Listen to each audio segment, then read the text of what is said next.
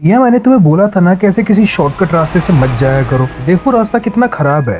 राधिका नाराज होते हुए बोली, अरे चिंता मत करो मेरी प्यारी बहना, तेरा भाई खतरों का खिलाड़ी है। राकेश ने अपनी नजरें राधिका की तरफ करते हुए बोला, अरे भैया सामने देखकर गाड़ी चलाओ। राधिका बोली, ओहो तुम्हें तो मेरी ड्राइविंग पर भरोसा ही नहीं है। ऐसी बात नहीं है भैया, बस सिचुएशन के हिसाब से मुझे बोलना पड़ता है। देखो रात के 9 बज रहे हैं। ओके मेरी प्यारी बहना, आपका हुक्म सर आंखों पर।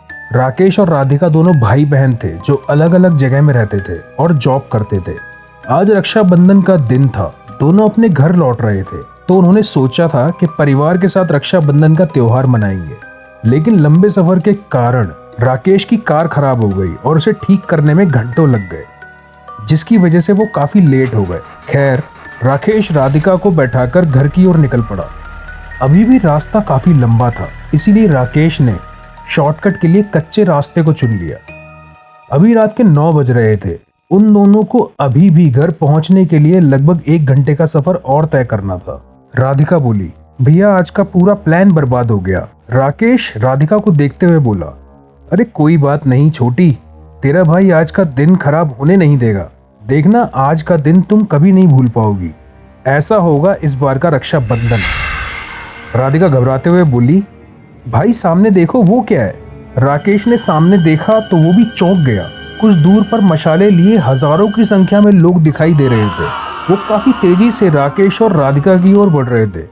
राकेश और राधिका कुछ देर तक समझ नहीं पाए कि ये क्या हो रहा है, तो उनके कुछ समझने से पहले ही वो गाड़ी के बहुत पास आ चुके थे। राकेश ने तेजी से गाड़ी का स्टीयरिंग घुमाया, नहीं तो बहुत से लोग मारे जाते। लेकिन स्टीयरिंग घुमाने की वजह से गाड़ी सड़क से उतरकर एक तेज ढलान की ओर जाने लगी। राधिका घबराते हुए, भैया ब्रेक लगाओ। राकेश परेशान सा बोला, मैं कोशिश कर तो रहा हूं, तुम चुप करो। राधिका, लेकिन क्या कोशिश कर रहे हो? तो राकेश बोला, मैं कोशिश तो कर रहा हूं लेकिन ब्रेक नहीं लग रही, ब्रेक फेल हो गई है। राधिका बोली, ओ नो अब क्या होगा? तेज ढलान की वजह से गाड़ी तेजी से अनजान जगह की ओर जाने लगी। राकेश और राधिका हैरान और परेशान थे। तभी गाड़ी एक रेत के बड़े से ढेर से जा टकराई, जिसके बाद गाड़ी अपने आप बंद हो गई। सीट बेल्ट लगे होने की वजह से दोनों को कोई चोट नहीं आई। दोनों गाड़ी से उतरकर गाड़ी की हालत देखने लगे। राकेश, ओ शिट, आज का दिन तो वाकई में खराब हो गया। राधिका, वो सब क्या था भैया? राकेश, मुझे भी नहीं पता। वो आदमियों की भीड़ असली भी थी या नहीं, पता नहीं। वो ऐसे क्यों लग रहा था, मुझे तो ऐसे लगा जैसे कि वो ग्रुप परछाइयों का था। हमें कुछ ना कुछ करना होगा, हमें जल्दी से यहाँ से बाहर निकलना होगा। राधिका, भैया जरा वहां देखो।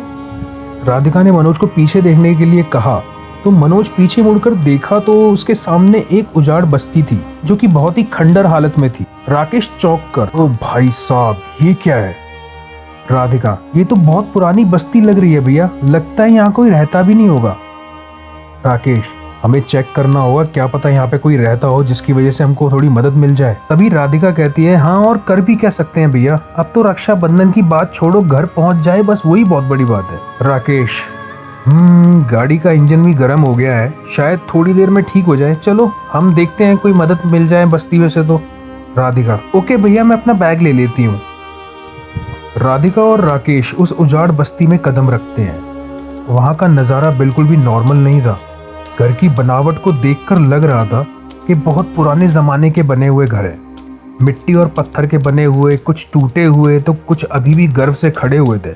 ना बिजली ना तो कुछ, और चांदनी रात के वो हल्के से प्रकाश में वो पूरी बस्ती बहुत ही डरावनी लग रही थी।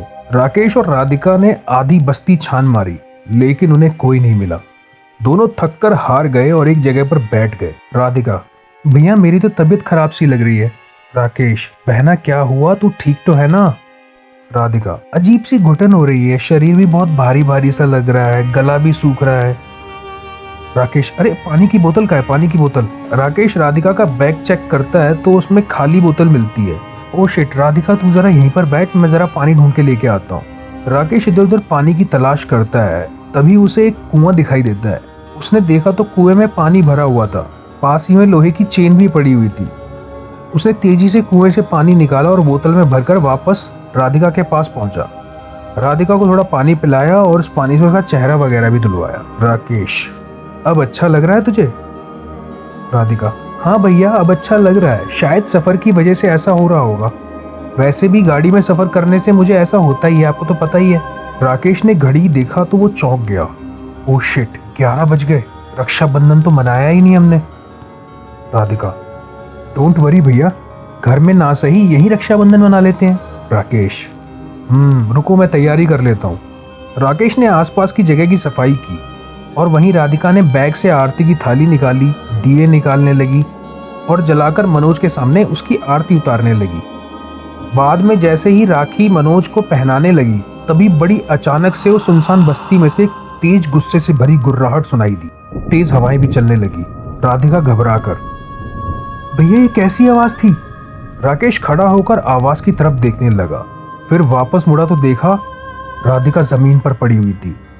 राकेश घबरा कर, जया, जया मेरी बहन, आंखें खोलो, क्या हुआ तुम्हें? लेकिन जया बेहोश हो चुकी थी। पानी की बोतल खोजने लगा, लेकिन वह भी बैग में खाली पड़ी थी। हैरान परेशान सा भगवान से प्रार्थना करने लगा कि हे भगवान, ये सब क्या हो रहा है? हमारी मदद करो, हमें बचाओ इस मुसीबत से। तभी बैग में उसकी नजर एक छोटी सी बोतल पर पड़ी। राकेश अपने आप ही बात करते हुए, ये तो दादी ने बोतल दी थी हमें, ये तो पवित्र गंगा जल है, इसके बारे में मैं कैसे भूल सकता हूँ। राकेश ने छोटी सी बोतल का ढक्कन खोला और भगवान का नाम लेते हुए राधिका के चेहरे पर मारा, जिसके बाद राधिका को तुरंत होश आ गया। राकेश, जया बहन तू ठीक है ना? क्या हुआ था तुम्हें? तुम बेहोश कैसे हो गई थी? राधिका, भैया भैया मुझे कुछ दिखा था, ऐसा लग रहा था जैसे कोई शक्ति मेरे अंदर प्रवेश करने की कोशिश कर रही थी। वो बहुत गुस्से में थी। हमें यहाँ से जल्दी निकलना चाहिए, मुझे ये जगह ठीक नहीं लग रही है। राकेश, चलो जल्दी से बैग को पकड़ो, मैं गाड़ी के इंजन के लिए कुएं से पानी भर के लेके आता हूँ। राकेश जल्दी से कुएं के पास गया और बाल्टी कुएं में डालकर पानी निकालने लगा, लेकिन जैसे ही कुएं से पानी बाहर आया, राकेश के हाथ से डर के मारे रस्सी छूट गई। बाल्टी में पानी की जगह खून था। राकेश तेजी से वापस राधिका के पास आया। राधिका तुम ठीक थी, यहाँ रुकना बिल्कुल भी ठीक नहीं है, हमें यहाँ से जल्दी से निकलना होगा। राकेश और राधिका तेजी से वापस अपनी गाड़ी की ओर आने लगे। वहां पहुंचकर राकेश गाड़ी को ठीक करने लगा। आखिरकार उसकी मेहनत रंग लाई और गाड़ी स्टार्ट हो गई। वो दोनों गाड़ी में बैठकर जाने लगे, तभी बस्ती से तेज गुर्राहट की आवाज आई और उसके साथ ही एक काला साया उनकी तरफ बढ़ने लगा। राधिका डर के मारे चिल्लाने लगी, भैया जल्दी करो, वो काला साया हमारी तरफ बढ़ के आ रहा है। राकेश तेजी से गाड़ी चलाने लगा, जिससे उसके हाथ की घड़ी नीचे जमीन पर गिर पड़ी, जिसमें टाइम रात के 12 बज रहे थे। राकेश और राधिका ने पीछे मुड़कर नहीं देखा और तेज रफ्तार से घर की ओर लौट गए। राधिका ने तो अपनी दोनों आंखें बंद कर रखी थी। घर पहुंचकर उन्होंने ये बात अपने मम्मी पापा को बोली और दादी को बताई, जिसे सुनकर दादी भी घबरा गई और बोली, तुम लोग ठीक तो हो ना मेरे बच्चों? तुम लोगों को कुछ हुआ तो नहीं ना? राकेश, हाँ दादी हम ठीक हैं, पर वो सब क्या था? दादी जी ने बताना शुरू किया, ये बात सन 1300 की है, जब कुलधरा जैसलमेर से 15 किलोमीटर दूर उस गांव में पालीवाल ब्राह्मण पीढ़ियों रहा करती थी। उस समय जैसलमेर के दीवान सलीम सिंह को कुलधरा समेत 84 गांव के मुखिया की बेहद खूबसूरत बेटी यामिनी से प्यार हो गया, लेकिन यामिनी सलीम को अपना भाई मानती थी, क्योंकि उसने बचपन में सलीम को कई बार राखी बांधी थी।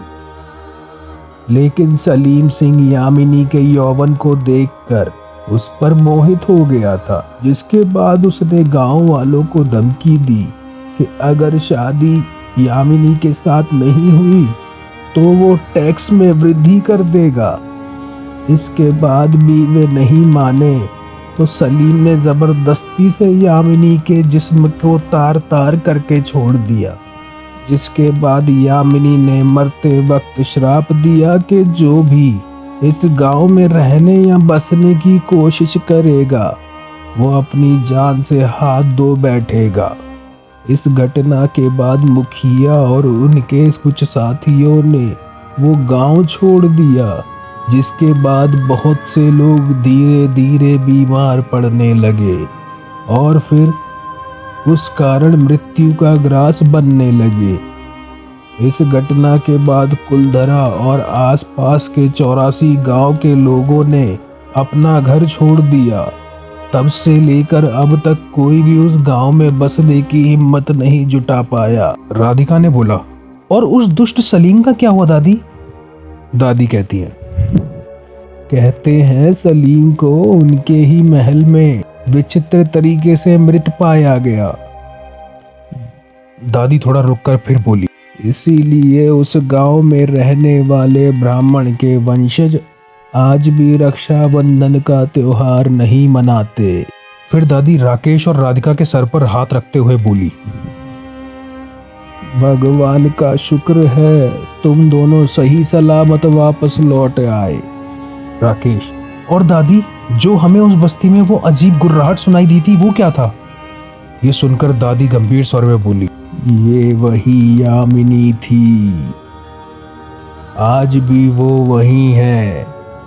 उसकी आत्मा वहां किसी को नहीं बसने देती। तो दोस्तों, आई होप आपको ये वीडियो, ये कहानी, ये जो पॉडकास्ट है ये अच्छा लगा होगा। अगर आपको ये अच्छा लगा है तो प्लीज इसको शेयर कीजिए ताकि, और हमारी इस वीडियो को लाइक भी कीजिए ताकि हमें और मोटिवेशन मिल सके इस तरीके के और जो सच्चे एक्सपीरियंसेस हैं जो लोगों के साथ बीते हैं वो आपके सामने लेके आने के लिए। तो मैं मिलता हूं आपसे अगली वीडियो में, तब तक के लिए नमस्कार।